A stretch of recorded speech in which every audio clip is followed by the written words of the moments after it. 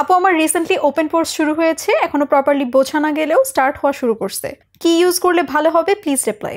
স্কিনে পোর্স হওয়া শুরু হয়েছে বিষয়টা ঠিক এমন নয়। পোর্স হলো আমাদের স্কিনে এক প্রকার ছিদ্র, যেটা ন্যাচারালি সবারই থাকে। পোর্সের মাধ্যমে মূলত আমাদের স্কিনের অয়েল, ঘাম এগুলো বাইরে বের হয়ে আসে। তবে অনেক সময় এই পোর্সগুলো অনেক বড় হয়ে যায় বা খুব চোখে পড়ে, যেটা বিশেষ করে অয়েলি ও কম্বিনেশন স্কিনের ক্ষেত্রে বেশি দেখা যায়। এর প্রধান কারণ হলো অতিরিক্ত তেল উৎপাদন, যা পোর্সকে ইনলার্জ করে এবং ভেতরের তেল ও মৃতকোষ জমে গিয়ে ব্ল্যাক হেডস বা হোয়াইট হেডস তৈরি করে। ত্বক ঠিক মতো পরিষ্কার না হলে বা সঠিকভাবে ক্লিনজিং রুটিন মেনটেন না করলে এই সমস্যা আরও বাড়তে পারে। বয়স বাড়ার সঙ্গে সঙ্গে ত্বকের ইলাস্টিসিটি কমে, যার ফলে পোর্স আরও বড় দেখায়। এছাড়া সূর্যের অতিরিক্ত ক্ষতি ও জেনেটিক্যাল কারণেও অনেকের পোর্স বড় হতে পারে। সান ড্যামেজ বা সূর্যের অতিরিক্ত ক্ষতির সঙ্গে পোর্স বড় হয়ে যাওয়ার একটি সরাসরি সম্পর্ক রয়েছে।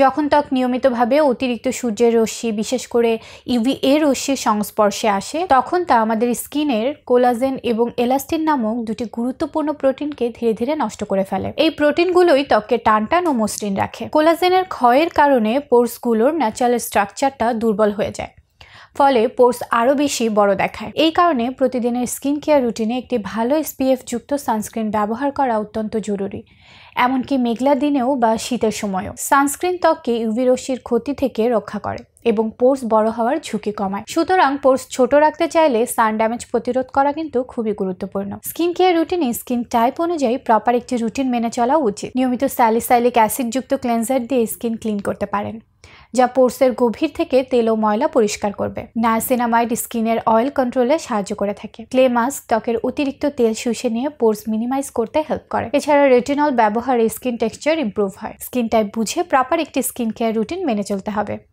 সঠিকভাবে ত্বকের যত্ন নিলে পোর্স বড় হওয়ার সমস্যা অনেকটাই নিয়ন্ত্রণ করা সম্ভব।